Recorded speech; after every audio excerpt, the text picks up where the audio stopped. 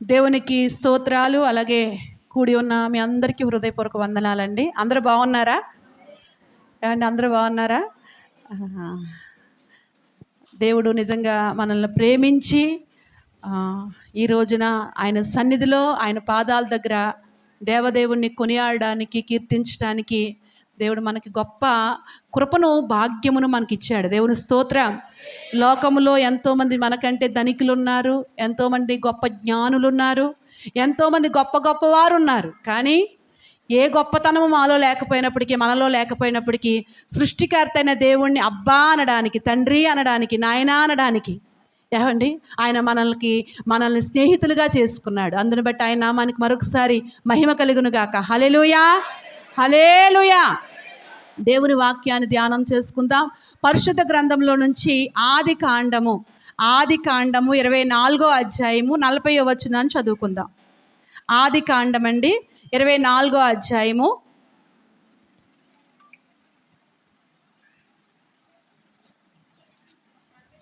24:40.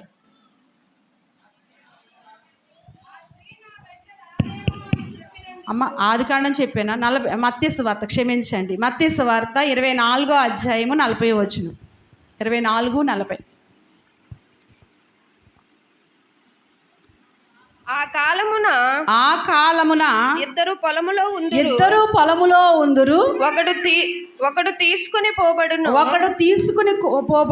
ఒకడు విడిచిపెట్టబడును. చాలండి, చిన్న ప్రార్థన చేసుకుందాం. పరిశుద్ధుడైన తండ్రి, మీ కొందనాలు, స్తుతులు, కృతజ్ఞతలు ప్రభువా. ఇదిగో చదవబడిన లేఖనాన్ని మీదుట పెట్టుచున్నాం నాయన. ఇందులో నుంచి ప్రభువా మీరు మాతో మాట్లాడండి, మాకు అర్థమైనట్లుగా మాట్లాడండి. ఎవరితో ఎలా మాట్లాడితే వారికి అర్థమవుతుందో నీకు తెలుసు నాయన.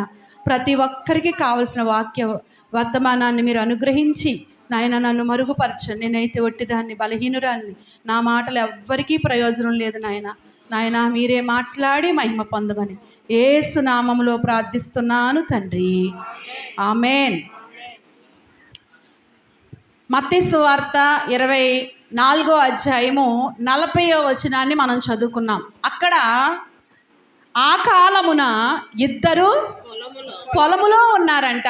ఆ ఇద్దరు పొలములో ఉంటుండగా ఒకరు తీసుకోబడ్డారంట, ఒకరు విడిచిపెట్టబడ్డారు. ఏమండి, ఇద్దరు పొలములో ఉన్నారు. ఏ కాలమున? ఆ కాలము అంటే ప్రభు రాకడను గురించి ఇక్కడ చెప్పుకుంటూ వస్తున్నాడు. ప్రభు రాకడలో ఏమండి గురించి చెప్పుకుంటూ వచ్చి ఇద్దరు పొలములో ఉన్నారు. అయితే ఇద్దరు పొలములో ఉన్నప్పుడు ఒకరు ఎత్తబడ్డారంట, ఒకరు కొనుపోబడ్డారు అని రాయబడింది. ఏమండి, అంటే పొలము అనగా దేవుని వాక్యం దేనికి పోలుస్తుంది అంటే, పౌలు గారు పొలమును గురించి చూడండి, కొరింథీయులు రాసిన పత్రిక 3:9 చూడండి. 3వ అధ్యాయం 9వ వచనం. 1 కొరింథీ మేము దేవుని జతపనివారమై ఉన్నాము, మీరు దేవుని వ్యవసాయమునై ఉన్నారు. చాలు, ఇక్కడ చూడండి. ఇక్కడ వ్యవసాయము ఎక్కడ జరుగుద్దండి? పొలంలో జరుగుద్ది కదా. వ్యవసాయం జరిగే స్థలం ఏంటి? పొలం. అందుకనే పాత నిబంధనలో కూడా ఇశ్రాయేలీలు ప్రజల్ని ద్రాక్ష వనముగా పోల్చాడు. ఏమండి, ద్రాక్ష వనముగా పాత నిబంధనలో ఇశ్రాయేలు ప్రజల్ని పోల్చాడు. పొలము అనగా సంఘము. పొలము అనగా ఏంటండి? సంఘము. ఇప్పుడు ఈ పొలములో, ఈ యొక్క సంఘములో మనము ఏమండి కొనుపోబడేవారిగా ఉండాలి. అంటే సంఘాన్ని దేవుడు ఏమండి ఎలా ఏర్పాటు చేసుకున్నాడు అంటే, సంఘం ఎక్కడి నుంచి పుట్టుకొచ్చింది? ఏమండి, అపోస్తుల కార్యాల్లో అంటాడు కదా, ఏమండి తను స్వరక్తమిచ్చి సంపాదించిన సంఘం. ఏమండి, ఆయన స్వరక్తములో నుంచి పుట్టుకొచ్చింది సంఘం. ఇప్పుడు సంఘానికి శిరస్సు క్రీస్తు అయి ఉన్నాడు. మనందరం ఏమై ఉన్నామంట?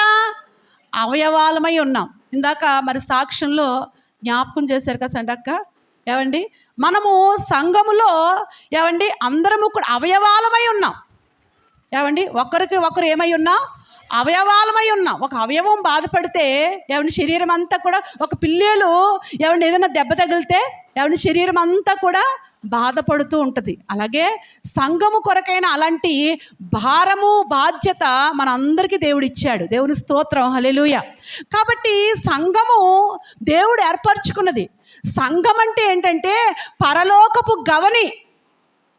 ఏమండి సంఘం ఏమై ఉన్నది? పరలోకపు గవని. ఆదికాండం 28వ అధ్యాయంలో యాకోబు అక్కడ చెప్తాడు. ఆ దర్శనంలో దేవుడు ఆయనకు చూపించిన తర్వాత ఆయన ఇలా చెప్తాడు. చూడండి, ఆదికాండం 28:17 చూడండి. ఇది దేవుని మందిరమే గాని వేరొకటి కాదు. అమ్మా, వేరొకటి కాదు కాదు, పరలోకపు గవని ఇదే అనుకొనెను.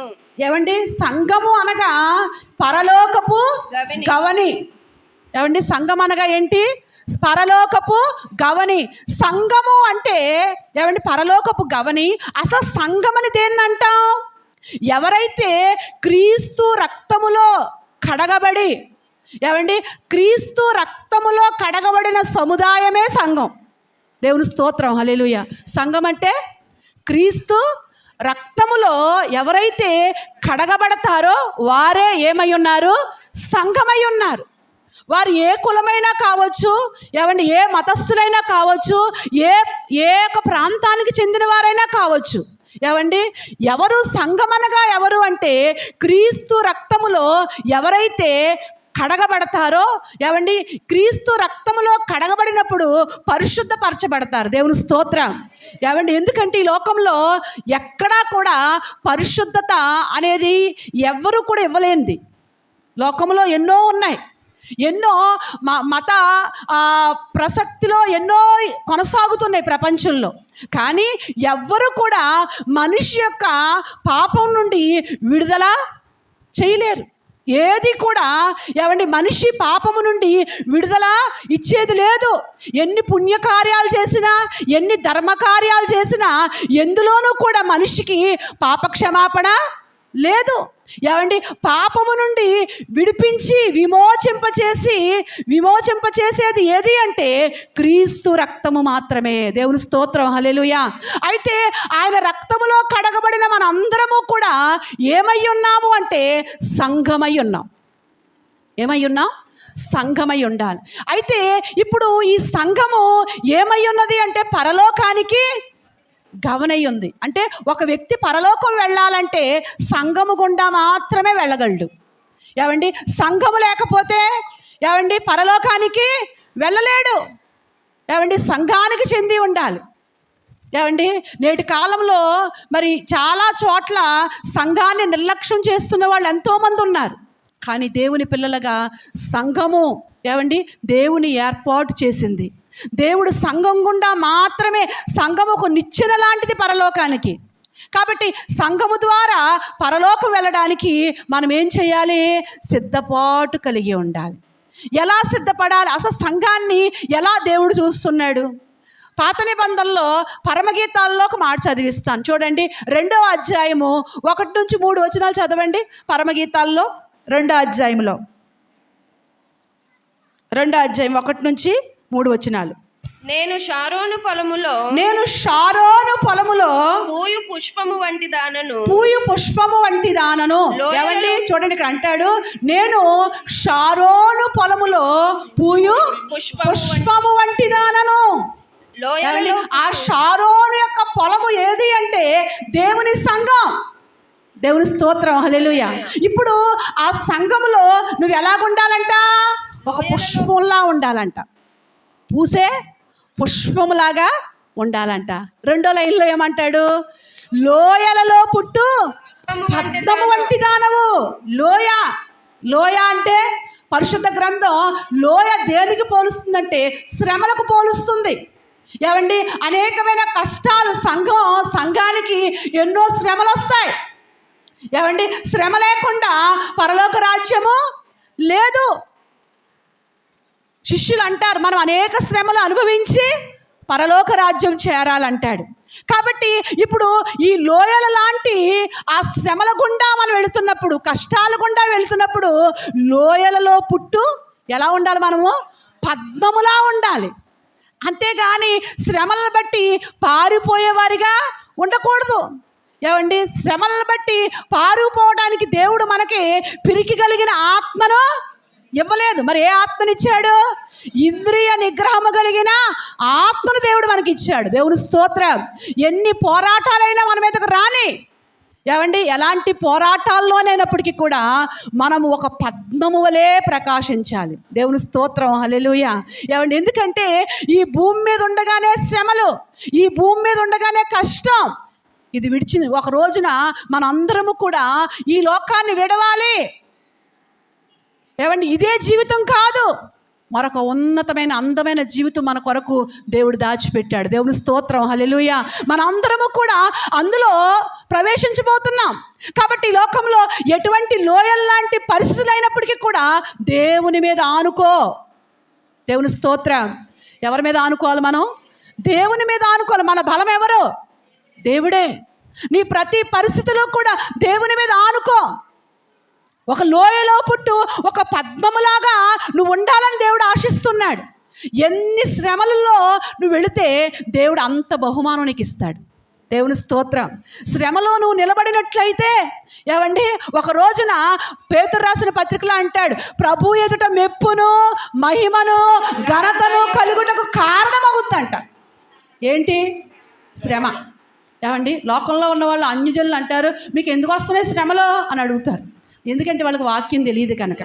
మనకు వాక్యం తెలుసు కనుక, ఏమండి, శ్రమ వచ్చినప్పుడు బైబిల్లో అంటాడు, శ్రమలోనంట మనము ఆనందించేవారిగా ఉండాలంట.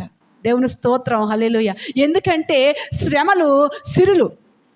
శ్రమలేంటి? సిరులు. కాబట్టి శ్రమ వచ్చినప్పుడు మనం కృంగిపోకూడదు. శ్రమ వచ్చినప్పుడు బైబిల్ అంటుంది కదా, మీలో ఎవరికైనా శ్రమ కలిగినా ఏం చేయాలి? ప్రార్థన చెయ్యాలి. దేవుని స్తోత్రం. ఏమండి, శ్రమలో ఉన్నప్పుడు నీవు అధైర్యంతో కృంగిపోయి మంచం పట్టుకుని, ఏమండి, లేవలేని పరిస్థితిలోకి వెళ్ళకూడదు. ఏమండి, ప్రభు పాదాల దగ్గర కూర్చో. ఏ శ్రమ అయినప్పటికీ కూడా ఆయన దాటి ఏమి నీ మీదకు రాలేదు, ఏమీ చేయలేదు. కాబట్టి లోయలో పుట్టు ఒక పద్మములాగా నువ్వు ఉండాలంట. 3వ లైన్ చదవండి.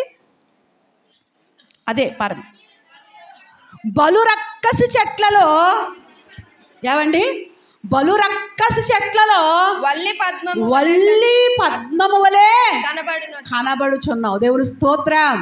బలు రక్కసి చెట్లు అంటే ముళ్ళు. ఏమండి, ముళ్ళు లాంటి మనుషులు ఉంటారు. ఏమండి, ముళ్ళు లాంటి మనుషుల మధ్యలో ఈ ముళ్ళు లాంటి మనుషులు ఏం చేస్తారో గుచ్చుతా ఉంటారు. ఏమండి, ఈ గుచ్చినప్పుడు నువ్వు ఎలాగుండాలి? బలురక్కసి చెట్ల మధ్యలోనంట నీవు వల్లి పద్మములా ఉండాలి. పొలములో ఉన్న నీవు పద్మములా ఉండాలి శ్రమలు వచ్చినప్పుడు. ఏమండి, పొలములో ఉన్న నీవు ముళ్ళు లాంటి మనుషుల మధ్యలో నువ్వు ఎలా ఉండాలి? వల్లి పద్మములాగా ఉండాలి. దేవుని స్తోత్రం. హల్లెలూయా. అలా కాకుండా బైబిల్లో, ఏమండి, ప్రారంభంలో మీకు ఒక ప్రశ్న మాట. ఇది ప్రారంభంలో, బైబిల్ ప్రారంభంలో ఇద్దరు పొలములో ఉన్నారని రాయబడద్దు. ఎవరి గురించి చెప్పండి అమ్మా? ఇద్దరు పొలములో ఉన్నారు. వాళ్ళకంటే ముందు, ఇస్సాకు కంటే ముందు కయీను హేబేలు వారి గురించి ఏం రాయబడద్దంటే ఇద్దరు పొలములో ఉన్నారంట. ఉందా? ఆదికాండం చదవండి ఉంటే. ఆదికాండము 8వ వచనం 8, 4, 8. వారు పొలములో ఉన్నప్పుడు, చూడండి, ఆగండమ్మా, ఇద్దరు పొలములో ఉన్నారు. ఇప్పుడు మనం క్రొత్త నిబంధన ప్రజలుగా మనం ఎవరు ఎత్తబడ్డారు, ఎవరు విడిచిపెట్టబడ్డారని మిమ్మల్ని ప్రశ్నించాను అనుకో, ఏమండి, ఎవరని చెప్తాం? హేబేలు. అందరం చెప్తాం. ఏమండి, హేబేలు ఎత్తబడ్డాడు, కయీను విడువబడ్డాడు. ఎందుకని? ఏమండి, హేబేలు, ఏమండి, పొలములో ఉండి ఎలా బ్రతికాడు? ఏమండి, ఒక వల్లి పద్మములాగా బ్రతికాడు. ఏమండి ఒక పద్మములాగా, ఒక పుష్పములాగా హేబేలు ఉన్నాడు. కయీను ఎలాగున్నాడు? ఇద్దరు పొలంలోనే ఉన్నారు. కానీ కయీను బ్రతికేంటి? పగతో, ద్వేషముతో, అసూయతో, ఈర్ష్యతో. ఏమండి ఆయనలో నిజంగా ఎంత భయంకరమైన పరిస్థితులండి. ఇద్దరు పొలంలోనే ఉన్నారు. కానీ ఒకడేమో పుష్పములాగా, ఏమండి పద్మములాగా, వల్లి పద్మములాగా సిద్ధపడ్డాడు. మరొకడేమో ఏమండి ద్వేషాలతో, అసూయలతో, లోకములో ఎటువంటి కక్షలు ఉంటాయో, అలాంటి క్రోధాలు ఉంటాయో, ఎలాంటి ద్వేషాలు ఉంటాయో అలాంటి ఈర్ష్యమైన జీవితంతో జీవించాడు. మరి మనం పొలం అనే సంఘంలో మనం ఉన్నాం కదా, మన జీవితాలు ఎలాగున్నాయి? ఏమండి మనం ఎంతగా మనం మార్పు చెందాం? ఏమండి హేబేలుని బట్టి కయీను కంట కోపం. ఎందుకు కోపం? ఏమండి కోపం అని రాస్తాడు అక్కడ. ఏమండి ఎందుకు కోపం వచ్చిందంట? దేవుడు హేబేలు అర్పణ అంగీకరించాడు. మరి ఈయన కూడా సరి చేసుకుని, ఈయన కూడా సరైన హృదయంతో అర్పిస్తే దేవుడు అంగీకరించడా? ఏమండి దేవుడు అంగీకరిస్తాడు కదా, సరి చేసుకోవచ్చు కదా. కానీ సరి చేసుకోవడానికి ఇష్టపడలేదు అక్కడ. ఏమండి కోపముతో తమ్ముడి మీద పగ సాధించాడు. దేవుని బిడ్డలు ఎప్పుడూ కూడా ఏమండి మనం క్రీస్తు రక్తములో కడగబడ్డాం కాబట్టి ఒకవేళ కయీను లాంటి వారు మన మీద, ఏమండి కయీను లాంటి వారు మన మీద ఒకవేళ ఏదన్నా దోషారోపణలు చేస్తున్నా, మన మీద ఏదైనా పగ పెట్టుకున్నా, మన మీద ఏదైనా అసూయ పెట్టుకున్నా మనం ఏం చెయ్యాలి? హేబేలు రక్తం మొరపెట్టింది. హేబేలు రక్తం ఏం చేసింది? మొరపెట్టింది. ఎవరికి? దేవునికి. ఏమని? ప్రభువా తీర్పు తీర్చవా అని మొరపెట్టింది. కానీ ఇప్పుడు మనం క్రొత్త నిబంధన ప్రజలుగా ఉన్నాం. మన రక్తం ఏం చేయాలి? ఏమండి మన రక్తం ఏం చేయాలి? పరిశుద్ధ గ్రంథంలో మరి స్టెఫెను యొక్క రక్తం ఏం చేసింది? ఏమండి స్టెఫెను రక్తం అంటే స్టెఫెనులో ఉన్నది ఏ రక్తం? ప్రభు అయిన యేసు క్రీస్తులో కడగబడిన రక్తం. దేవుని స్తోత్రం, హల్లెలూయా. మనదే రక్తం ఏమండి ఉడుకు రక్తం, దుడుకు రక్తం కదా. ఏమండి గబగబ మాట్లాడేస్తూ ఉంటాం.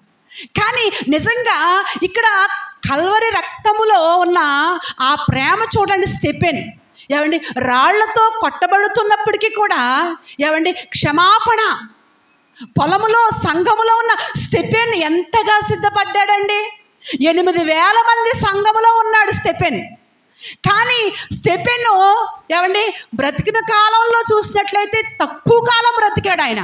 కానీ తక్కువ కాలం బ్రతికినప్పటికీ కూడా సంఘములో ఒక పుష్పములాగా సిద్ధపడ్డాడు ఆయన. సంఘములో ఆయన ఏమి నేర్చుకున్నాడు? ఏమండి సంఘములో ఎలాగా ఆయన జీవితాన్ని కట్టుకున్నాడు?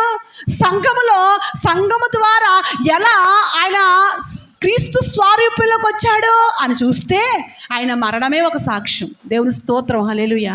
ఈ రోజున ఎన్నో సంవత్సరాలు బట్టి మనం దేవుని సన్నిధిలో ఉంటున్నాం. ఏమండి రక్షించబడి ఎంత కాలమైంది అంటే చాలా రోజులైందని చెప్పుకుంటున్నాం. ఇంకా మళ్ళీ ఏం పోవట్లేదు? ఏమండి ఏం పోవట్లేదు? దెబ్బలాటలు పోవట్లేదు, కక్షలు పోవట్లేదు. కుటుంబాల్లో భార్యాభర్తలకు పడుతుందా? భార్యాభర్తలకే ఏమండి భార్యాభర్తలకే పడినప్పుడు ఇంకా బయట వాళ్ళకి ఏంటి? ఇంకా ఏమండి చాలామంది కుటుంబాల్లో ఇంకా పగలతో ద్వేషాలతో అత్తాకోడళ్ళకి పడదు. ఏమండి అత్తాకోడళ్ళకి పడదు. ఈ అత్తగారి గురించి మరొక ఆమె దగ్గరికి చెప్తుంది ఈవిడ వెళ్ళి. ఏమండి కోడల గురించి అత్తగారు వెళ్ళి ఇంకొక ఆమె దగ్గర చెప్తుంది. ఇప్పుడు ఇలా చెప్పడం వల్ల దేవుడికి మహిమ, సంఘానికి క్షేమమా? ఏమండి సంఘానికి క్షేమం. వీళ్ళు సంఘానికి వెళ్తారు ఎక్కడి నుంచి? ఏమండి ఆదివారం వచ్చిందంటే బైబిల్ పట్టుకెళ్ళిపోతారు అని నిన్ను అన్యజనులు విమర్శించరా? నువ్వు ఎవరితోటైతే చెప్పావో వాళ్ళు విమర్శించరా? వాళ్ళు ఎదురుగుండా నిన్ను ఎదురుగుండా ఏమంటారంటే పాపం నువ్వే చేస్తున్నావు పనంతా అని అత్తగారిని ఓదారుతారు. ఏమండి, కోడలు చెప్పిందనుకో కోడలను ఆదరిస్తారు, కానీ ఇద్దరినే కలిపి ఎక్కడంటారు? లోకంలో నువ్వు ఒక దేవుడి నామాన్ని ఏమండి దూషణ పాలు చేస్తున్నావు. అందుకే అంటాడు, మిమ్మల్ని బట్టే అన్యజనుల మధ్యలో నా నామం దూషించబడుతుంది అంటున్నాడు. ఓర్చుకో. ఏమండి, మనం కల్వరి రక్తములో కడగబడ్డాం. మనలోకి ఆ ఉడుకు రక్తం, ఆ దుడుకు రక్తం పోవాలి. ఎందుకంటే క్రీస్తు రాకడ సిద్ధంగా ఉంది. దేవుని స్తోత్రం, హల్లెలూయా. ఏమండి, ఆయన రాకడకి సువార్త మూయబడుతుంది అన్నాడు. నిజంగా ఆ సూచనలు నెరవేరుతున్నాయి. ఏమండి, రేపు శనివారం అసలు సువార్త జరగాలి. బహిరంగంగా ఇప్పుడు ప్రకటించడానికి లేదు. ఏమండి, ఎంతో ప్రయత్నం చేశారు. వారం రోజుల నుంచి పాపం రాజా ఏమండి చలానా కట్టమంటే అప్పుడే 3 సార్లు చలానా కట్టారు ప్రభుత్వానికి. ఈ సేవా కేంద్రం ద్వారా చలానా కట్టించేసుకుంటున్నాడు. ఒక సంతకం మాన పెడుతున్నాడు, ఇంకో 2 సంతకాలు అంటున్నాడు, ఆపేస్తున్నాడు.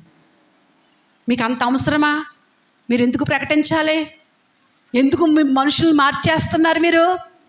నిన్నంతా కూడా ఏమండి అధికారుల దగ్గర సంతకం కోసం వెళ్తే నిజంగా వాళ్ళు ఎంత భయంకరంగా మాట్లాడుతున్నారంటే, ఏమండి సువార్త ప్రకటిస్తే మారిపోతారని భయం. అందులోనే గొప్ప దేవుడు అని అర్థమవుతుంది. దేవుని స్తోత్రం, హల్లెలూయా. ఏమండి, దేవుడు ప్రణాళికలో ఉన్న వారిని ఎవ్వరూ ఆపలేరు. ఏమండి, దేవుడు ఏర్పాటు చేసుకున్న వాళ్ళని ఏమండి దేవుడు తప్పనిసరిగా రక్షించుకుంటాడు. ఆయన సువార్త, బహిరంగ సువార్త ఒకప్పుడున్న అవకాశాలు ఇప్పుడు లేవు. ప్రభు కృపను బట్టి నిజంగా మన సంఘము ద్వారా ప్రతి ఆదివారం సువార్తే. 2 సంవత్సరాలుగా ఏకగ్రీవంగా దేవుడు ఎంతగా సహాయం చేశాడో. దేవుని స్తోత్రం, హల్లెలూయా. ఏమండి, ఇప్పుడు పర్మిషన్ ఇవ్వం, చెప్పడానికి లేదు అన్నట్టుగా ఎన్ని వ్యతిరేకతలో ఇవన్నీ కూడా మనం ఒకంత సిద్ధపడవలసింది ఏంటంటే ఆయన రాకడ సమీపముగా ఉంది. ఆయన రాకడ సమీపముగా ఉంది. ఆయన రాకడకు ఎన్నో గుర్తులు నెరవేరుతూ ఉన్నాయి. వీటిని బట్టి మనం భయపడొద్దు. కానీ ఏం చేయాలి? ఆ కల్వరి రక్తము మనలో ప్రవహింపనివ్వాలి, తగ్గించుకోవాలి. హేబేలు మరి రక్తం మొరపెట్టింది, కానీ స్తెఫెను రక్తము క్షమాపణతో కూడిందై ఉంది. క్షమించుతున్నావా? ఏమండి, నీ అత్తగారిని క్షమిస్తున్నావా? మీ కోడలను క్షమిస్తున్నావా? నీ భర్తను క్షమిస్తున్నావా? ఏమండి, నీ భార్యను క్షమిస్తున్నావా? క్షమించుకోవాలి ఒకరికొకళ్ళు. ఏమండి, ఆ క్షమాపణ లేకుండా ఏమండి నువ్వు ఎలా సిద్ధపడగలదు? ప్రభు రాకడికి నువ్వెలా సిద్ధపాటు? నువ్వు ఇలాగే ఉంటే ఆయన రాకడలో విడిచిపెట్టబడతావేమో. కాబట్టి ఏమండి, ఒకవేళ మనల్ని దూషిస్తున్నారేమో, ద్వేషిస్తున్నారేమో, వాళ్ళని ప్రేమించే ఆ యొక్క క్రీస్తు మనసును మనలోనికి రానిద్దాం. అలాంటి మనసును మనలోకి తెచ్చుకుందాం. ఏమండి, పాత నిబంధనలో దైవజనుడు ఎలీషా, ఏమండి ఎలీషా మీద సిరియా రాజు, మన వార్తలన్నీ కూడా ఆయనకు అర్థమైపోతున్నాయి. ఎవరికే? ఎలీషాకి అర్థమైపోతున్నాయి. మనం యుద్ధం చేయాలనుకుంటున్నాం, ఈ లోపులోనే వాళ్ళ దేశాన్ని ఏం చేస్తున్నాడు? కాపాడేసుకుంటున్నాడు. మన ఆలోచనలు మనం ఇక్కడ ఏమనుకుంటున్నామో ఆయనకి అర్థమైపోతున్నాయి. కాబట్టి ఇప్పుడు మీరు వెళ్ళి గొప్ప సైన్యాన్ని పంపాడండి. గొప్ప సైన్యాన్ని ఇశ్రాయేల్ దేశం పంపాడు. ఎవరి కొరకు? ఎలీషా కొరకు. ఎవరి కొరకు? ఎలీషా కొరకు. హల్లెలూయా, హల్లెలూయా. కొంచెం శ్రద్ధ పెట్టి ఆలకించండి. ఎలీషా కొరకు ఒక ఆయన తీసుకెళ్ళటానికి ఎంతమంది? ఏమండి, గొప్ప సైన్యం అంట. గొప్ప సైన్యం ఒక ఆయన తీసుకెళ్ళడానికి వచ్చారు. వచ్చి ఏం చేశారట? ఏమండి, ఈయన కొండ మీద ఉంటే చుట్టూ రథాలు వేసుకుని చుట్టుముట్టేశారంట. పనివాడు లెగిసి కళ్ళు నలుపుకుంటూ బయటకు వచ్చాడు. చూసేసరికి చుట్టూ కూడా ఏమున్నాయి? రథాలతో సైన్యం వచ్చేసారు. అప్పుడు గబగబా భయపడుతూ లోనికి వెళ్ళిపోయి, గురువుగారు మన పని ఇంకా అయిపోయింది, తీసుకెళ్ళిపోవడానికి ఇదిగో శత్రు సైన్యం వచ్చారు అన్నప్పుడు ఎలీషా ఏమీ భయపడలేదు. ఏమన్నాడు తెలుసా? ప్రభువా, వీడి కన్నులు, ఈ పనివాడి కన్నులు తెరువయ్యా అని ప్రార్థన చేశాడండి. ఏమండి, ఆ పనివాడి కళ్ళు తెరవబడిన తర్వాత అంట ఆయనకి ఏం కనిపించింది? ఏమండి, అగ్ని రథాలతో, అగ్ని గుర్రాలతో, వారికంటే అధికులైన సైన్యం వీరిని చుట్టుముట్టిందంట. దేవుని స్తోత్రం, హల్లెలూయా. ఏమండి, వెంటనే దేవుడండి అక్కడ ఆ సిరియన్లకి అంధత్వం వచ్చినట్లుగా ఎలీషా ప్రార్థన చేశాడు. ప్రార్థన చేసినప్పుడు వాళ్ళందరూ కూడా ఏమండి, వాళ్ళు ఎక్కడున్నారో ఏంటో తెలుస్తుంది, అయోమయం అయిపోయింది వాళ్ళకి. అంధత్వం అంటే గుడ్డోళ్ళు కాదు. ఏమండి, ఎక్కడున్నారో ఏంటో తెలియట్లేదు. తెలియకుండా వాళ్ళందరినీ ఎక్కడికి గ్యాదర్ చేశాడంటే రాజు సముఖంలోకి గ్యాదర్ చేశాడు. రాజు సముఖంలోకి వచ్చిన తర్వాత ఎలీషాని అడుగుతాడు. సిరియా రాజు అడుగుతాడు, ఇశ్రాయేల్ రాజు అడుగుతాడు. ఏమని అడుగుతాడు? నాయనా వీళ్ళని కొట్టుదునా, వీళ్ళని ఏం చేద్దాం, వీళ్ళని చంపేద్దామా అని అడిగినప్పుడు ఎలీషా ఏం చెప్పాడు? ఏమండి, ఏం చెప్పాడు? కొట్టొద్దు, మీరు ఏమీ శిక్షించొద్దు. ఏం చేయండి? భోజనం పచ్చడి మెతుకులతోట పచ్చడి చేసి పెట్టండి, లేకపోతే చారేసి పెట్టండి అని చెప్పలేదు. అక్కడ ఏం చెప్పాడు?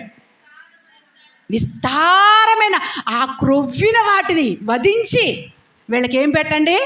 భోజనం పెట్టి పంపించండి అన్నాడు. దేవుని స్తోత్రం. ఏమండి, శత్రువు మన ఇంటికి వచ్చాడు అనుకోండి, మనం ఏం చేయాలి? శత్రువు ఆకలి కొని ఉంటే వాడికి ఏం చేయాలంట? భోజనం పెట్టాలంటండి. ఇది వల్లి పద్మము. ఏమండి, ఇది షారోను యొక్క పుష్పము. ఇది ఎవరు చేయగలరు? ఏమండి, శత్రువు మన ఇంటికి వస్తే మనం ఏం చేస్తాం? ఒకవేళ భోజనమే పెట్టవలసి వచ్చిందనుకో, వీడికి చాలే అనుకుంటాం లేదా? కానీ చూడండి, నిజమే, దేవుని పిల్లలుగా అలాంటి క్షమాపణతో కూడిన ప్రేమను మనం కలిగి ఉన్నప్పుడు ఒకరు ఎత్తబడిరి. ఆ ఒకరు ఎవరు? ఏమండి, ఒకరిగా మనం ఉంటామండి. దేవుని సన్నిధిలో మరొక ఇద్దరు ఉన్నారు. ఏమండి, దేవుని సన్నిధిలో దావీదు ఉన్నాడంట, దోయాగు ఉన్నాడంట. దావీదు ఉన్నాడు, దోయాగు ఉన్నాడు. అయితే ఈ దోయాగు పరిస్థితి ఏంటి చూడండి. సమూయేలు మొదటి గ్రంథం 21వ అధ్యాయంలో ఉంటుంది కదా, ఆయన గురించి ఒక మాట చదువుదాం.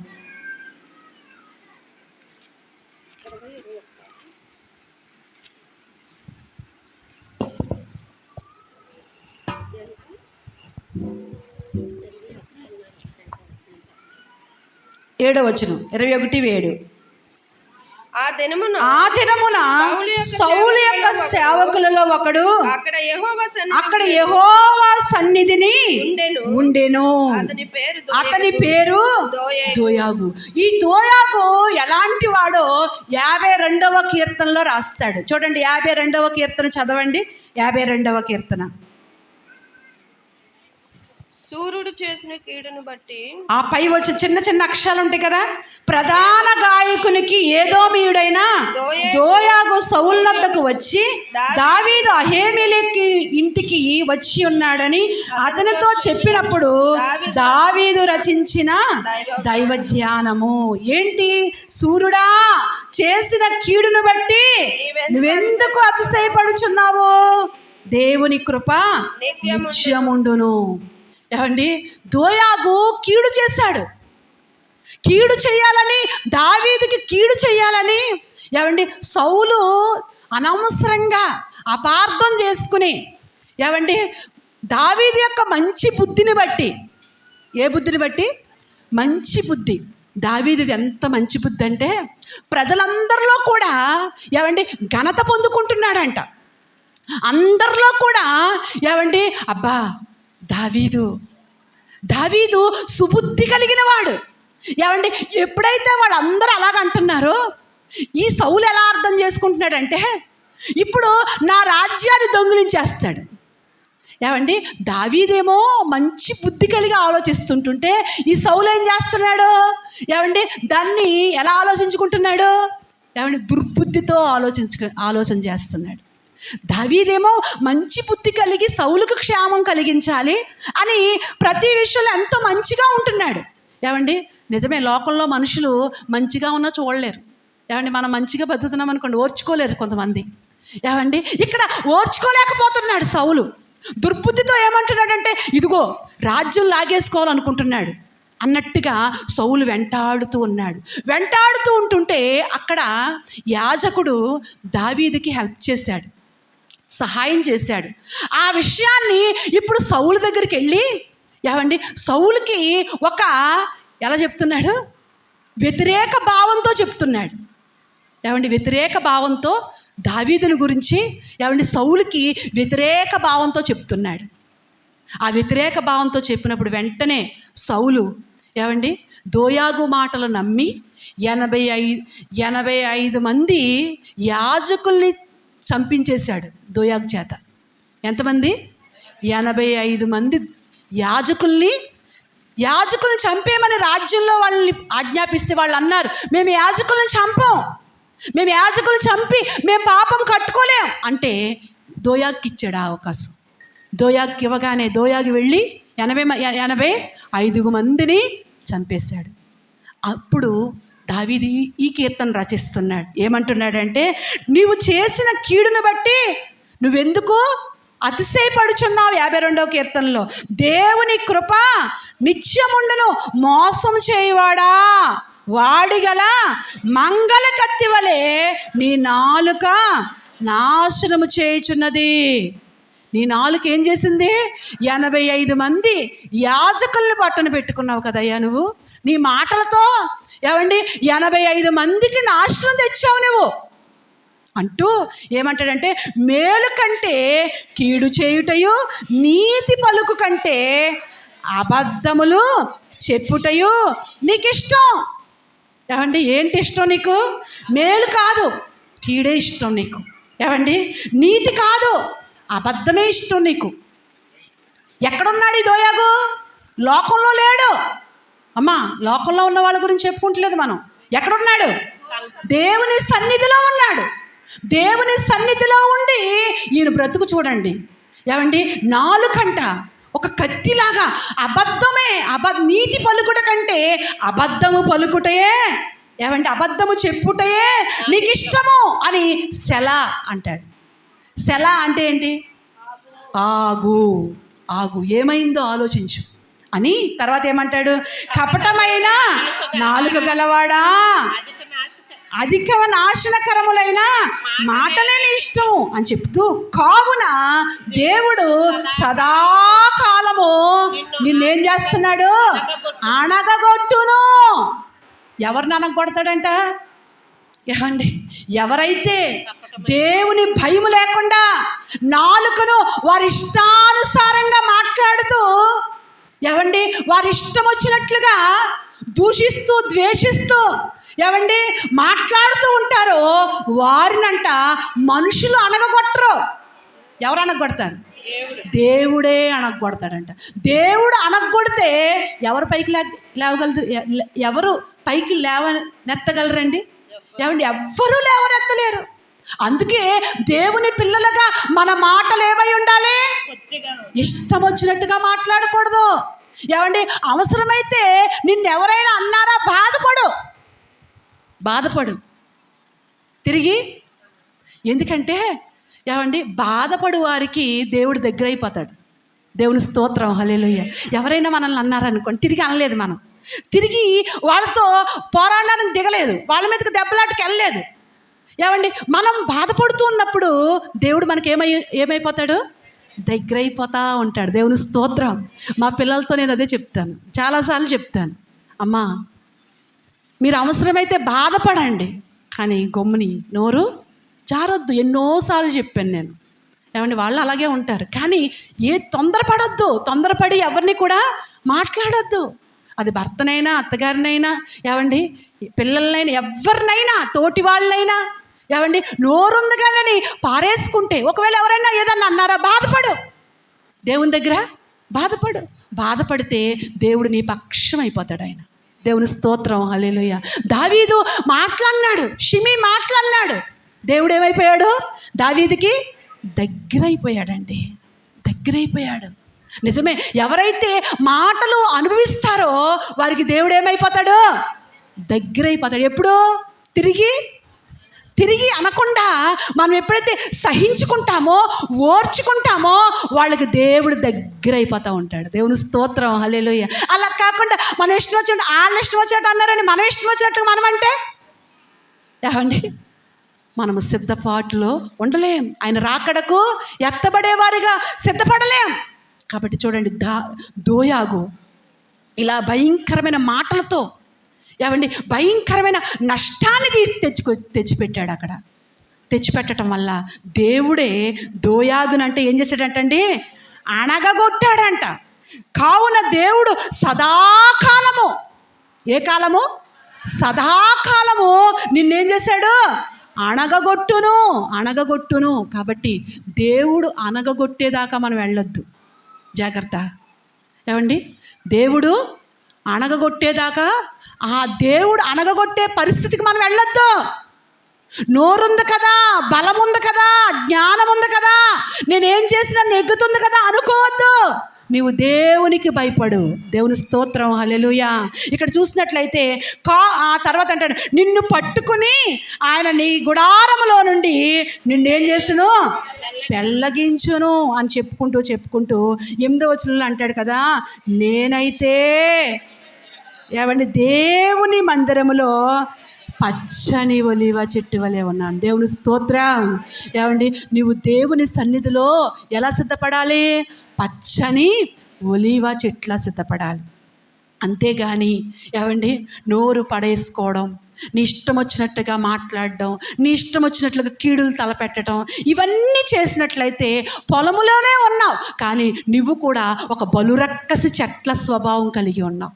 కాబట్టి మనం బలురక్కసి చెట్ల మధ్యలో ఎలా ఉండాలి? వల్లి పద్మములా ఉండాలి. ఏమండి, ఒక షారోను పొలములో పూయబడిన పుష్పములాగా ఉండాలి మనం. అంతేగాని ఏమండి కయీను సంబంధులుగా ఉండరాదు అంటాడు. ఏ సంబంధులుగా? కయీను సంబంధులుగా ఉండొద్దు. ఏమండి, దోయాగు సంబంధులుగా మనము ఉండొద్దు. మరి ఎవరి సంబంధులుగా ఉండాలి? ఏమండి, హేబేలు వలే, ఏమండి దావీదు వలే. ఇంకొక ఆయన ఉన్నాడు, ఏమండి సంఘానికి క్షేమం కలిగించిన ఇంకొక ఆయన ఉన్నాడు. ఆయన గురించి చూసుకుందాం. చూడండి, రాజులు మొదటి గ్రంథం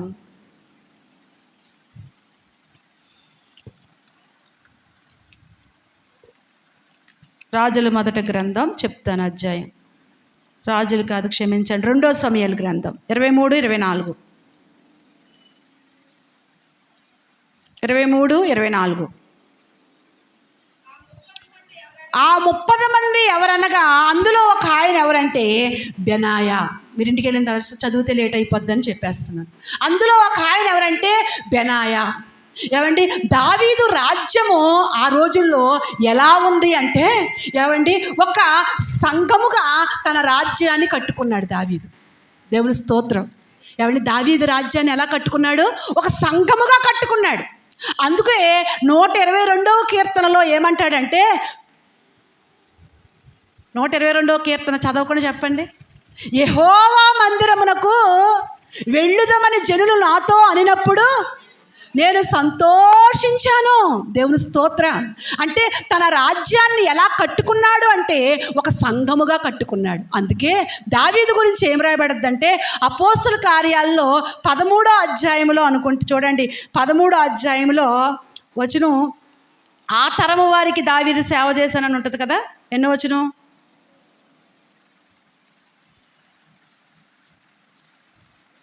13:36. 13:36 చూడండి.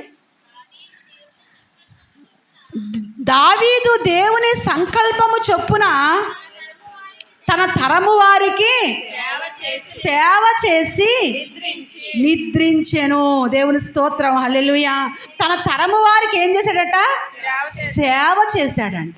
అంటే ఒక సేవకుడుగా, ఒక యాజకుడుగా, ఒక దీర్ఘదర్శిగా, ఏమండి ఒక మంచి కాపరిగా దావీదు ఆ రోజున ఏమండి తన రాజ్యములో ఒక సేవ చేసి నిద్రించాడంట. దేవుని స్తోత్రం, హల్లెలూయా. ఏమండి తన అక్కడ దావీదు రాజు కదా, ఏమండి తన తరము వారికి అధికారం చేసి చనిపోవాలి. ఏమండి అధికారం చేసి నిద్రించానని చెప్పలేదు అక్కడ. ఏం చెప్తున్నాడు? తన తరము వారికి సేవ చేసి నిద్రించాడంట. సేవ సేవ మంచి సేవను దావీదు అందించాడు. దేవుని స్తోత్రం. ఇలాంటి మంచి సేవలో ఏమండి 30 మంది ప్రత్యేకించబడ్డారంట. అందులో ఒక ఆయన ఎవరు అంటే బెనాయా. ఎవరందరూ చెప్పండి? బెనాయా.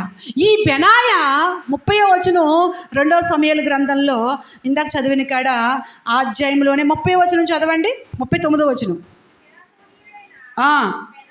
బెనాయా అమ్మా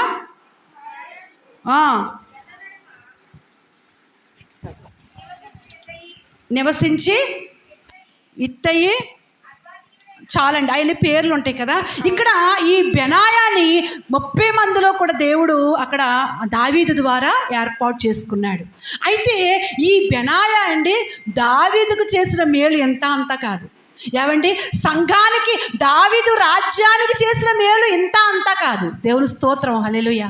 ఏమండి ఒక సంఘములో నాటబడిన మనము సంఘ క్షేమాభివృద్ధి కొరకై ఏమండి మనం ఎప్పుడూ కూడా ప్రయాసపడేవారిగా ఉండాలి. నీ ద్వారా సంఘానికి ఏం కలిగించాలి? క్షేమం కలగాలి. దేవుని స్తోత్రం. హల్లెలూయా. నీ మాట ద్వారా కానీ, నీ పని ద్వారా కానీ, నీ పరిచర్య ద్వారా కానీ సంఘానికి క్షేమం కలిగించాలి. ఈ బెనాయా ఏమండి దావీదు రాజ్యానికి, దావీదు తను పరిపాలిస్తున్న తను ఏలుబడి చేస్తున్న రాజ్యమే కాకుండా తన సంఘానికి ఈ బెనాయా ఏం చేశాడంటే గొప్ప క్షేమం కలగజేశాడు. ఎలా క్షేమం కలగజేశాడు అంటే ఏమండి దావీదుని ఏమండి 1000 మంది కంటే 10,000 మంది కంటే నువ్వు ఎక్కువవాడువయ్యా.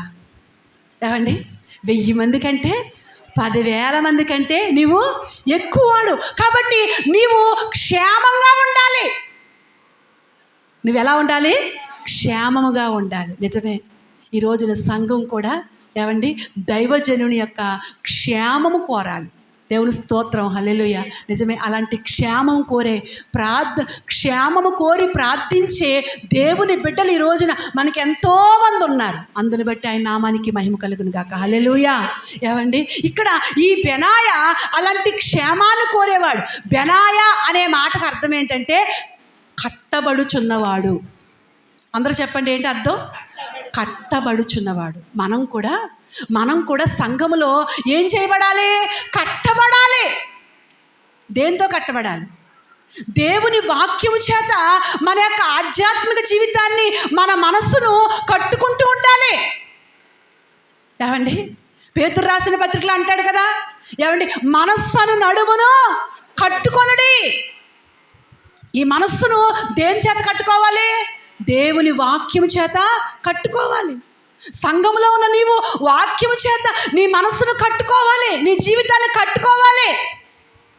మనము ఇక్కడ దేవుణ్ణి మార్చుకోవడానికి ఇక్కడ రాలేదు. మనం మనస్సును కట్టుకోవడానికి మనం వచ్చాం. మనస్సును కట్టుకుని దేవుని రాజ్యంలోకి సిద్ధపడేవారిగా, ఎత్తబడేవారిగా ఉండడానికి వచ్చాం. ఏమండి మన పోకడ పోయే సమయానికి, ఆయన రాకడ వచ్చే సమయానికి మనం ఎలా కట్టబడాలి అంటే కొలస్సీలు రాసిన పత్రిక 2వ అధ్యాయంలో 6వ వచనం చదవండి. 2:6.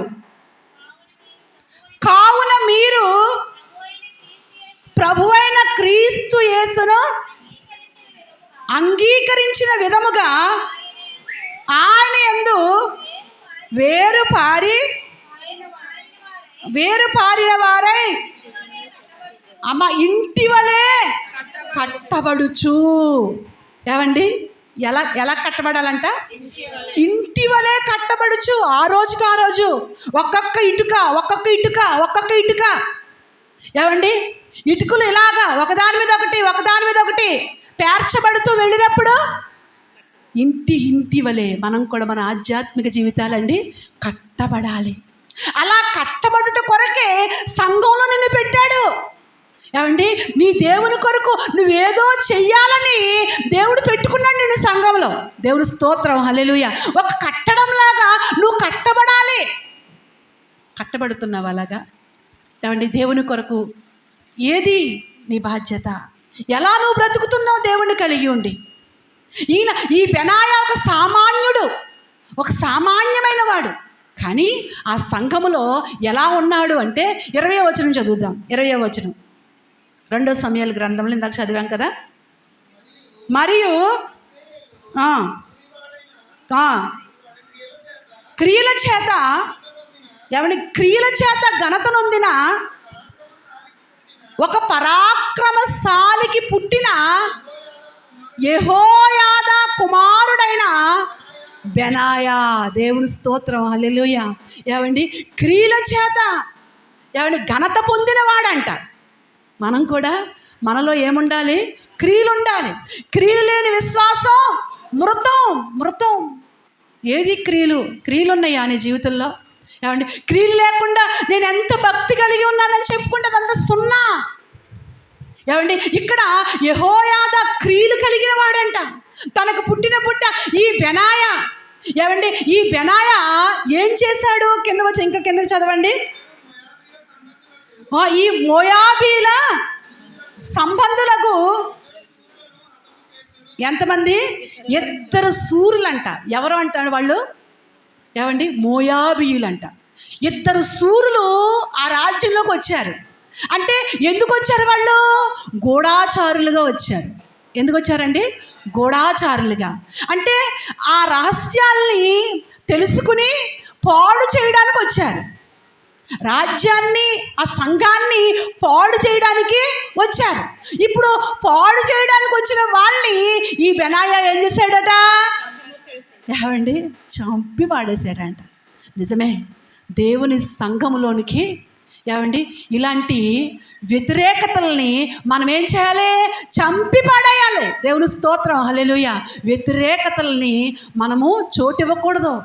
ఎన్నో వ్యతిరేకతలు, ఎంతమంది ద్వారానో ఎన్నో వ్యతిరేకతలు రావడానికి సాతానుడు ఏదో విధంగా ఏమండి గూఢచారిలాగా ఎలాగైతే వీళ్ళిద్దరూ వచ్చారో అలాంటి స్వభావం ఏమండి ఎవరికో పెడతా ఉంటాడు. వెంటనే ఏమండి ఆ పెట్టినప్పుడు ఏం చేయాలి? నీకు తెలియగానే ఆ స్వభావాన్ని ఏం చేయాలి? చంపేయాలి. కొంతమంది చూడండి, ఆ స్వభావానికి ఏంటంటే ఆజ్యం పోస్తారు. ఆజ్యం అంటే ఏమండి ఆ వ్యతిరేకతకు ఏం పోస్తారు? ఏమండి పోస్తారు. ఆజ్యం పోసినప్పుడు ఏమవుద్ది? మంట ఎక్కువైపోద్ది. ఏదైనా ఎవరికైనా అర్థం కాలేదనుకో, ఏమండి అర్థం కానప్పుడు ఏమండి కొంచెం నిమ్మలపరిచి కొంచెం ఏమండి ఆలోచించి మాట్లాడాలి తప్ప ఏమండి వ్యతిరేక స్వభావంతో ఉన్నవాళ్ళు మరొకరితో వాళ్ళు పంచుకున్నప్పుడు వెంటనే దాన్ని కట్ చేసినట్టుగా ఉన్నప్పుడే ఆ సంఘం ఏమవుద్ది? క్షేమాభివృద్ధి పొందుతుంది. దేవుని స్తోత్రం, హల్లెలూయా. అలాగా బెనాయా చేశాడండి. బెనాయా సంఘంలోకి గూఢచారులు వచ్చారంట. ఎందుకంటే వీళ్ళ గుట్టంతా తెలుసుకుని పాడు చేసేయాలి. సంఘాన్ని ఏం చేయాలి? పాడు చేసేయాలి. నిజమే, సంఘాన్ని పాడు చేసే మనస్తత్వాలు ఉంటాయి. ఆ మనస్తత్వాల్ని గుర్తుపట్టి మనం ఏం చేయాలండి? ఏమండి వాటిని, ఆ స్వభావాల్ని చంపేవారుగా మనం ఉండాలి. ఇక్కడ చూసినట్లయితే ఏమండి ఈయన గురించి అలా రాస్తూ ఉంటాడు. ఇంకా కిందకి రాస్తాడు. ఇంకేమంటాడు?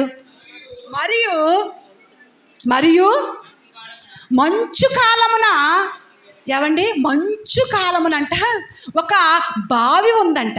ఆ బావిలో ఏముందంట? సింహం ఉంది. ఎప్పటి నుంచో ఈ సింహం అంట ఈ బావిలో ఉండి ఎప్పుడో పైకొద్దామా, ఎప్పుడు చంపేద్దాం ఈ సంఘాన్ని, ఎప్పుడు చీల్చేద్దామా అని అంట ఈ సంఘం నక్కి ఉందంట. ఈ సింహం నక్కి ఉందంట. ఇప్పుడు ఈ బెనాయా ఏం చేశాడంట? ఏమండి సింహం అంటే, సింహాన్ని చంపడం అంటే మాటలండి. ఒకవేళ ఈయన్నే చంపేయచ్చు. ఏమండి సింహం జోలికి వెళ్తే ఏం చేస్తుంది? పైగా ఎక్కడుందంట? పైన లేదు. ఏమండి స్థలం మీద ఉంటే చంపేయడం తేలికే, కానీ ఎక్కడుందంటది? బావిలో ఉందంట. మరొకటి ఏంటి? మంచు కాలం అంట.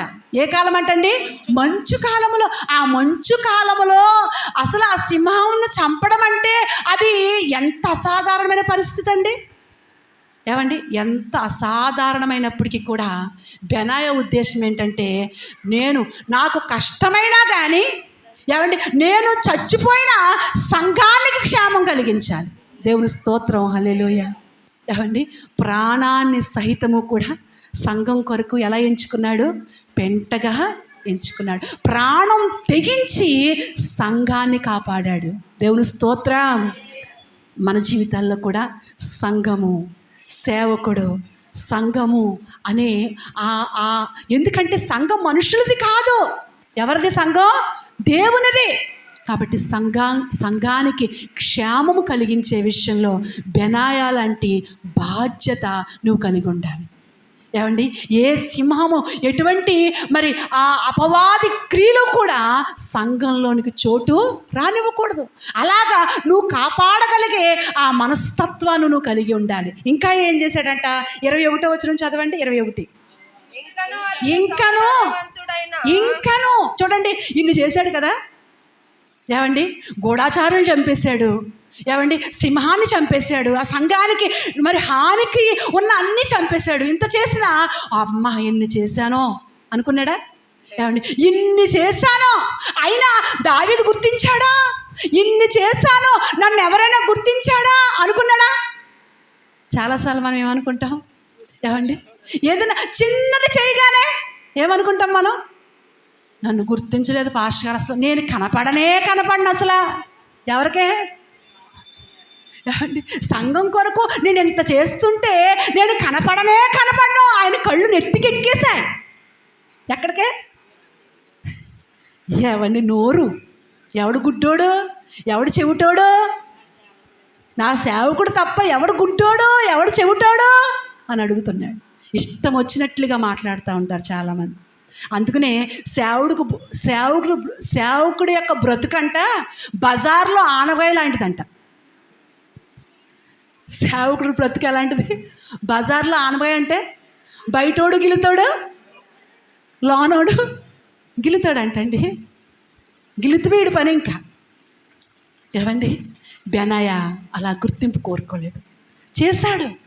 ఎంతో సింహాన్ని చంపడం అంటే అది మాటలు, బావిలో ఉన్న సింహాన్ని చేల్చడం అంటే మాటలు కాదు. చేశాడు, సంఘానికి క్షేమం కలిగించాడు. కానీ కోరుకోవట్లేదు, ఘనతలు కోరుకోవట్లేదు, గొప్పతనాలు కోరుకోవట్లేదు. దావీదు బెనాయా బడా అనుకోవట్లేదు. బెనాయా ఇంకా ఏం చేయాలి? అక్కడ ఆ మాట ఇంకను అనే మాట అండర్లైన్ పెట్టుకోవాలండి. ఇంకను నేను సంఘానికి ఏం చేయాలి? ఇంకను ఏమండి, అన్ని చేసినా ఇంకా చెయ్యాలా, ఇంకా నేనే చెయ్యాలా ఏమండి అనుకోవట్లేదు. ఇంకా ప్రభువా నాకేం అవకాశం ఇస్తావు? ఇంకా సంఘం కొరకు చేయడానికి ఇంకా నేనేం చేయను ఏమండి అనుకుంటూ ఉన్నప్పుడంట ఇంకో అవకాశం వచ్చిందంట. 21 చదువుదాం. సౌందర్యవంతుడైన ఒక ఐగుప్తీయుని చంపెను. ఎవరంటే ఈయన ఐగుప్తీయుడు అంటండి. ఈ ఐగుప్తీయుడు కూడా ఏమండి ఈ సంఘాన్ని పాడు చేయడానికి వచ్చాడంట. పాడు చేయడానికి వచ్చిన ఐగుప్తీ లాంటి స్వభావం, ఐగుప్తుడంటే లోకం. ఏమండి ఆ స్వభావం సంఘములోనికి లేకుండా దాన్ని చంపేశాడంట. ఏమండి ఇలా ఇన్ని కార్యాలు చేసుకుంటూ వస్తే ఇప్పుడు రాజుల మొదటి గ్రంథంలోకి వస్తాం. రాజుల మొదటి గ్రంథం 1:5. హగ్గీతు కుమారుడైన అదోనియా గర్వించిన వాడు. ఇక్కడ నేను ఇంటికి వెళ్ళిన తర్వాత చదువుకోండి, నేను చెప్పేస్తాను. ఇక్కడ దావీదుకి పెద్ద కొడుకు అబ్షాలోం తర్వాత ఎవరు అంటే అదోనియాయే.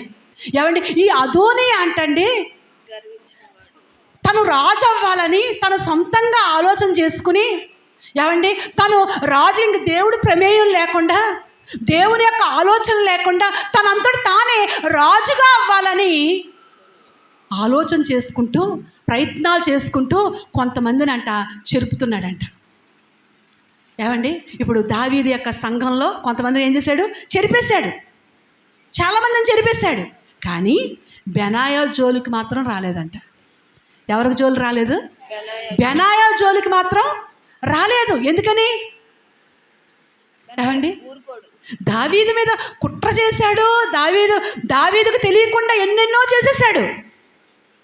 కానీ బెనాయాకు మాత్రం తెలియనివ్వలేదంట. ఎందుకు తెలియనివ్వలేదు బెనాయాకి? మీరు ఆలోచించండి, ఎందుకు తెలియనివ్వలేదు? బెనాయాకి తెలిస్తే ఎవరు తెలిసిపోద్ది? దావీదుకి తెలిసిపోద్ది. బెనాయాకి చెప్పామంటే మనదంతా ఎక్కడ చేరేసేస్తాడు? దావీదు దగ్గరికి చేరేసేస్తాడు.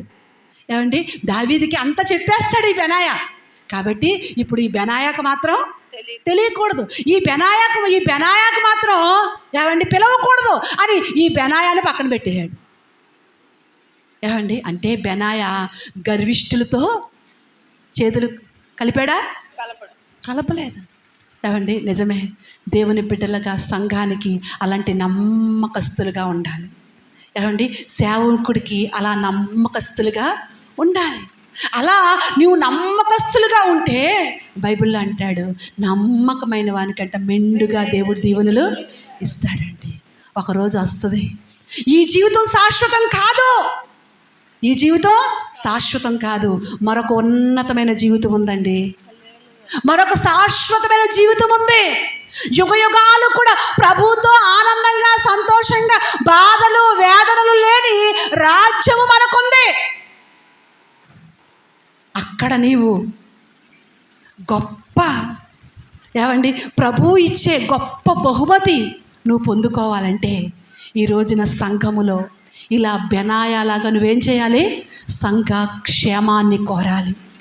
గర్విష్ఠులతో నీవు ఏమండి చేతులు కలపకూడదు. ఎంతోమంది గర్విష్ఠులు సంఘంలో లెగుస్తూ ఉంటారు. ఏమండి? ఎంతోమంది లెగిస్తారు, నిలబడ్డారా? ఏమండి? వాళ్ళతో కలిసిన వారు ఏమైపోయారు? దేనికి చెందకుండా ఎంతోమంది అయిపోయారు. కాబట్టి ఎప్పటికీ కూడా ఏమండి అలాంటి గర్విష్ఠులు వ్యతిరేకతను నీతో చెప్పడానికి వారు ఏమవ్వాలి? భయపడాలి. అమ్మో వీళ్ళు సేవకుడికి నమ్మకస్తులు, సంఘానికి నమ్మకస్తులు, కాబట్టి వీళ్ళతో ఇంక మనకు పని అవ్వదు. వీళ్ళ దగ్గరికి వెళ్తే మనకి పని అవ్వదు. చూడండి అక్కడంట 30 మందిలో చాలామందిని పిలిచాడంట, కానీ బెనాయాని మాత్రం పిలవలేదంట. వాళ్ళని పిలవడానికి కారణం ఏంటి? ఏమండి? వాళ్ళని పిలవడానికి కారణం ఏంటి? ఎక్కడ చూడండి లోకంలో సామెత ఉంటుంది కదా, ఏ ఎండకే ఆ గొడుగు పడతారు వీళ్ళు. ఏమండి? కానీ దేవుని బిడ్డలుగా మన నాలుక 2 నాలుకలుగా ఉండకూడదు. ఏమండి? నమ్మకస్తులుగా బ్రతకాలి. కష్టం. మనల్ని ఒకవేళ ఏమంటే నమ్మకస్తులుగా సంఘానికి నమ్మకంగా ఉన్నప్పుడు మనల్ని ఎంతోమంది ఎన్నో రకాలుగా నిందించవచ్చు, అవమానపరచవచ్చు. కానీ ఆ నిందకి ఆ అవమానానికి దేవుడు ప్రతిఫలం ఇస్తాడు. దేవుని స్తోత్రం, హల్లెలూయా. ఎందుకంటే సంఘం దేవునిది. సంఘం ఎవరిదే? దేవునిది. కాబట్టి సంఘానికి నువ్వు అలా క్షేమాన్ని కలిగించే ఏమండి ఆ త్యాగపూరితమైన జీవితం నువ్వు కలిగి ఉండాలి. దేవుని స్తోత్రం, హల్లెలూయా.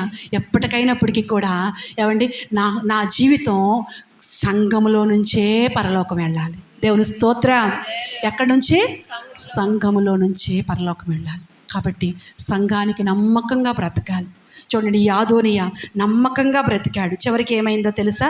చూడండి 2వ సమూయేలు గ్రంథం 3వ అధ్యాయము 23వ వచనం.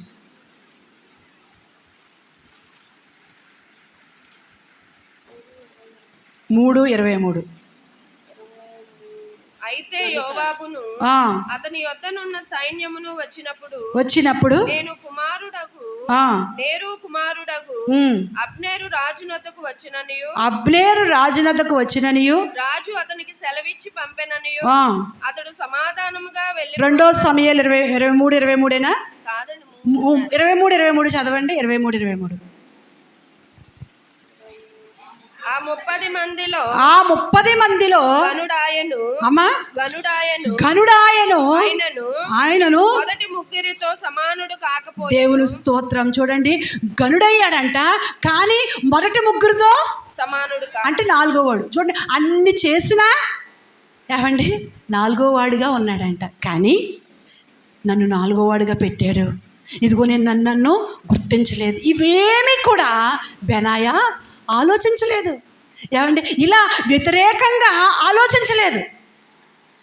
సేవకుడికి దావీదు నా సేవకుడు కాబట్టి ఆ దావీదుకి నేను నమ్మకస్తుడిగా బ్రతకాలి. నా సంఘానికి ఎలా బ్రతకాలి? నమ్మకంగా బ్రతకాలి. నాకేమి ఘనతలు అవసరం లేదు, నాకేమి గొప్పతనాలు అవసరం లేదు. నేను సంఘాన్ని కాపాడాలి. ఏమండి, అలా సంఘాన్ని కాపాడేవారు ఈ రోజున ఎక్కడికక్కడ మన సహవాసులు దేవుడు ఇచ్చాడు. అందుని బట్టి వారందరిని బట్టి దేవుని నామానికి మహిమ కలుగును గాక. హల్లెలూయా. ఇలాగా ఏమండి, మరి బావిలో ఉన్న సింహము వలె ఎంతోమంది ఏమండి సంఘానికి శత్రువులుగా ఎంతోమంది ఉన్న పరిస్థితుల్లో నుంచి బెనాయాలాగా నమ్మకస్తులు ఉండటం వల్ల సంఘాన్ని ఎక్కడికక్కడ దేవుడు ఏర్పాటు చేసిన ప్రతి సంఘాన్ని కాపాడుకుంటూ వచ్చాడు. దేవుని స్తోత్రం. నేను కేఎస్వరం వెళ్ళిన ప్రారంభంలో ఏమంటే అక్కడ సంఘముగా ఒక 10 మంది అలా ఉంటూ ఉండేవారు, 15 మంది. ఏమండి అక్కడ సేవకి వెళ్ళినప్పుడు ఇక్కడ నుంచి మేము అక్కడి నుంచి ఆదివారం చూసుకుని వచ్చేసిన తర్వాత ఇక్కడ కొంతమంది ఏమండి వ్యతిరేకులు తయారయ్యి ఏం చేశారంటే అక్కడ సంఘాన్ని చెరపడానికి ఏమండి ఎవరైతే వస్తున్నారో వాళ్ళ అడ్రస్, వాళ్ళ పేర్లు తెలుసుకుని ఇక్కడ నుంచి వెళ్ళి వాళ్ళతో ఏం చెప్పారు తెలుసా? ఇదిగో ఏలుపూర్ నుంచే మీకు వస్తున్నారు కదా పాస్టర్ గారు, ఆయన ఎందుకు వస్తున్నారు తెలుసా? మీ కోడిగుడ్డు గురించి. ఏమండి ఏం గురించి? మీరు కోడిగుడ్డు ఇస్తున్నారు కదా దాని గురించి, మీ కానుకలు, మీ డబ్బుల గురించి వస్తున్నారని చెప్పారంట. ఏమండి మిడతాను వచ్చి అమ్మని, అది నిజంగా వాళ్ళకి చదువు లేదు కానండి సంఘానికి మంచి నమ్మకస్తులు వాళ్ళు, ముసలోళ్ళు. ఏమండి ఆమె అందంట, ఎల్లవయ్యా ఆయన కోడిగుడ్డు కోసం వస్తున్నాడో మేము ఇచ్చే పావడా కోసం వస్తున్నాడో మాకు తెలుసులే, ఎల్లెళ్ళు మళ్ళీ ఎప్పుడు రాకు.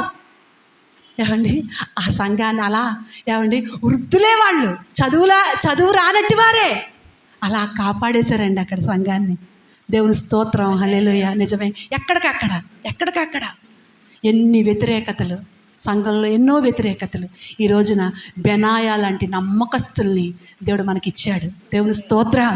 అలా బెనాయాలాగా మనందరం కూడా ఏమండి అందరం కూడా నమ్మకస్తులుగా ఉండాలి. వ్యతిరేకతలు సృష్టిస్తాడు సాతాను. ఏమండి ఆ వ్యతిరేకతలను, ఆ స్వభావాన్ని చంపేయాలి మనం. దాన్ని మనం ఇంకా ఏం చేయకూడదు. అలా అన్నాడా నిన్ను పాస్టర్ గారు? అంటాళ్లే నువ్వు ఇలా పోయావా? ఏమండి ఇలాగా రెచ్చగొట్టే పనులు చేయకూడదు. ఏమండి సంఘానికి క్షేమం కలిగించాలి, సేవకుడికి క్షేమం. ఒకవేళ అన్నారా, పోన్లే ఆయనే తప్పేమో దేవుడే చూసుకుంటాడులే, వదిలే అంటావా నువ్వు?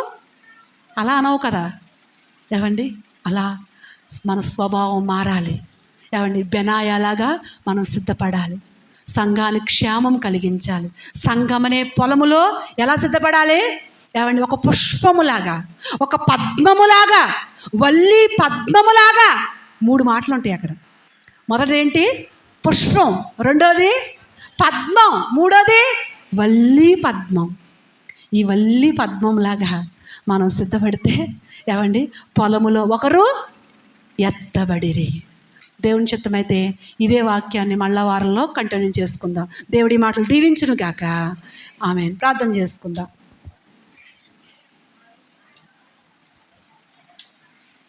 స్తోత్రం నాయన, స్తోత్రం. మహాగణుడా, మహోన్నతుడా, సర్వాధికారి, సర్వశక్తిమంతుడా, మీ ఘనమైన శ్రేష్టమైన నామాన్ని బట్టి వందనాలు, స్తోత్రాలు, స్తుతులు ప్రభువా.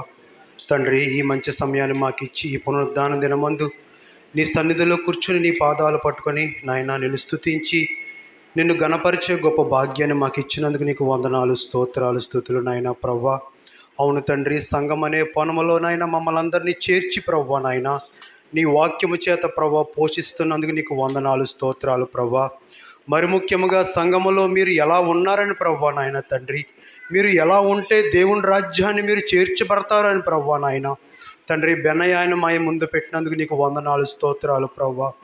ఎందుకంటే ప్రభువా నాయన సంఘములో ఉన్నప్పటికీ కూడా ప్రభువా నాయన తండ్రి ప్రభువా నాయన కక్షలతోటి ప్రభువా, అసూయతోటి, కోపముతోటి ఉండవద్దని ప్రభువా నాయన మరొక్కసారి నువ్వు మాట్లాడావు ప్రభా నాయన తండ్రి. అవును ప్రభా, సంఘంలో ప్రభా నాయన సంఘ క్షేమాన్ని కోరేవారుగా మేము ఉండాలని తండ్రి బెనయ్య జీవితాన్ని మా ఎదుటి పెట్టావు నాయన ప్రభా. అవును తండ్రి, సంఘంలోనైనా రకరకాల మనస్తత్వాలు ఉంటాయి ప్రభా నాయన తండ్రి.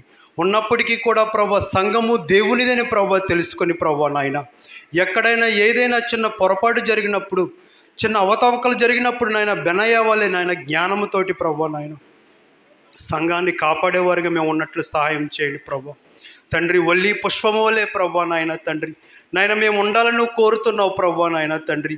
ఎందుకంటే అందరినీ నాయన ప్రభు నీ సంఘానికి చేర్చబడ్డావు ప్రభా నాయన. ఆనాడు తండ్రి కయ్యేను హేబేలు కూడా ఉన్నారు ప్రభా నాయన.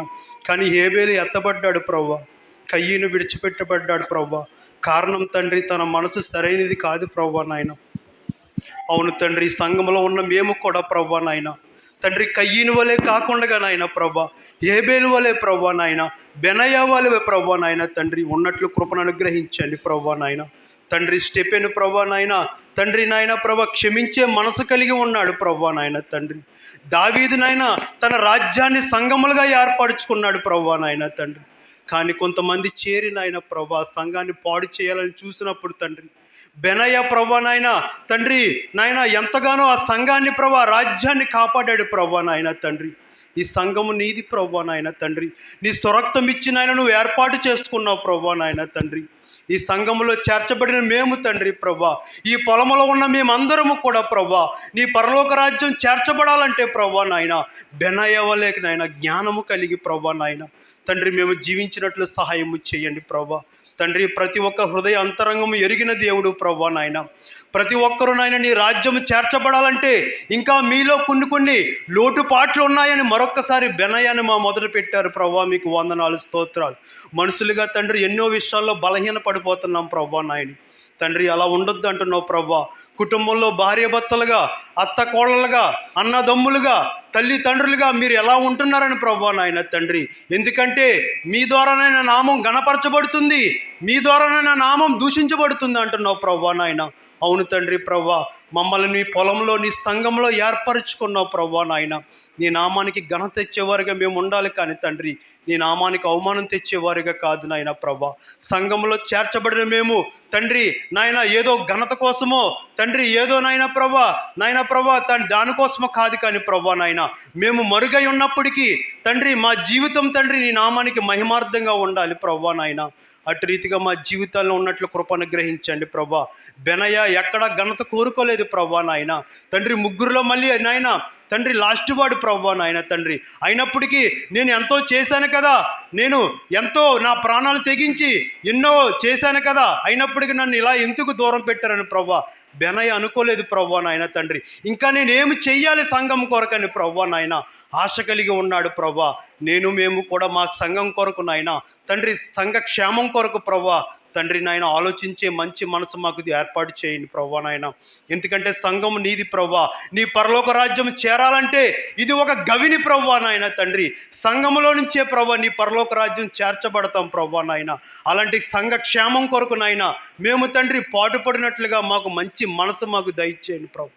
నీ వాక్యము ప్రతి ఒక్క హృదయంలోకి వెళ్ళి తండ్రి నాయన మారు మనసు కలగజేయండి ప్రభా.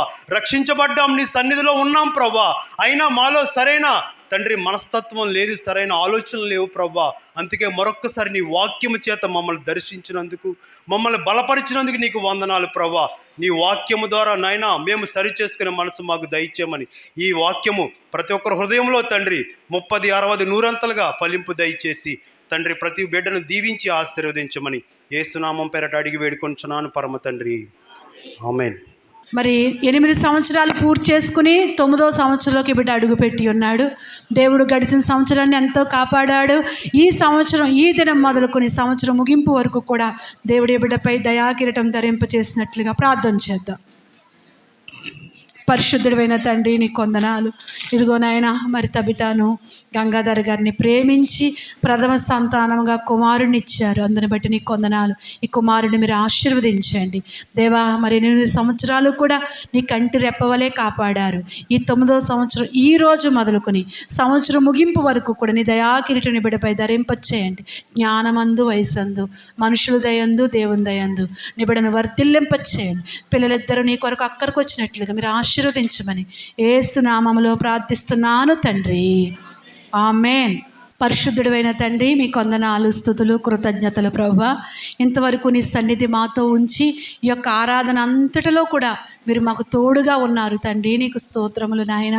దేవా, వెత్తబడిన వాక్యాన్ని మీరు ఫలింప చేయండి దేవా. వాక్యము ద్వారా మేమందరము కూడా మా జీవితాలు కట్టుకోవడానికి సహాయం చేయండి.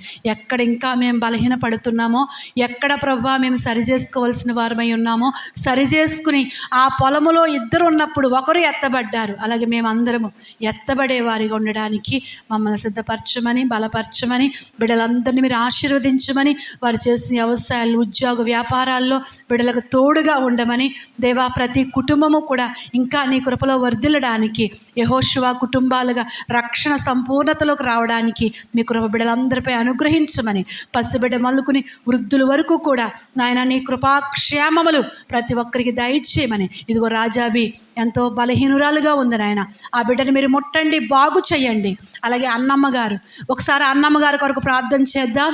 ఈరోజు కూడా మరి సన్నిధికి రాలేకపోయారు. ఆ బిడ్డకి మరి చాలా అనారోగ్యంగా ఉండి మరి హాస్పిటల్ తీసుకెళ్లారంట. ఒక్కసారి అందరూ చేయండి అమ్మా. పరిశుద్ధుడు, ఇదిగో ప్రభు అన్నమ్మ గారి కొరకు ప్రార్థిస్తున్నాం, స్వస్థపరచండి తండ్రి. అలాగే ప్రభు ఇదిగో కృష్ణవేణి గారి కొరకు ప్రార్థిస్తున్నాం, మీరు స్వస్థపరచండి. యేసురమ్మ గారి కొరకు ప్రార్థిస్తున్నాం, స్వస్థపరచండి దేవా. నీ కొందనాలు, స్తోత్రములు, స్తోత్రములు తండ్రి.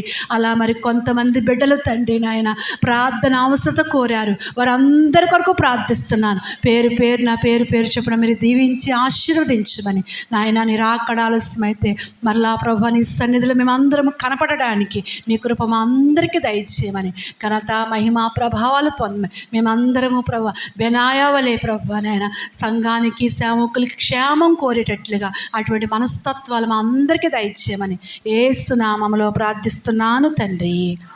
ఆమేన్.